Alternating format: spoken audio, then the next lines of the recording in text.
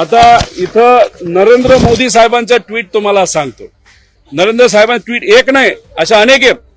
म्हणजे याच्यामध्ये जर खोलात तुम्ही गेला तर असे 20-25 ट्विट आहेत. पण एक ट्वीट है, भारत रत्न अटल बिहारी वाजपेयी जी को उनकी 100वीं जन्म जयंती पर आदरपूर्ण श्रद्धांजली.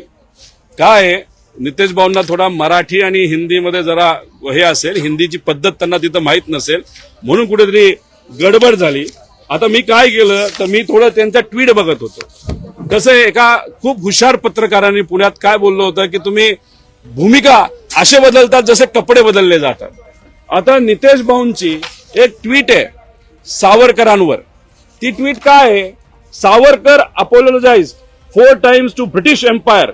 Such a man can never be example for youth, but a disgrace to every generation. खरं बोलले ते. पण आता भाजप बरोबर गेले, त्यांना तिथं मंत्रीपद पाहिजे होतं, त्यांच्या बऱ्याच व्यक्तिगत अडचणी होत्या ईडी पासून सगळ्या, म्हणून कदाचित त्यांना भूमिका बदलायला लागली. आता अशा भूमिका आम्ही बदलत नसतो, भूमिका त्यांना बदलायला लागली.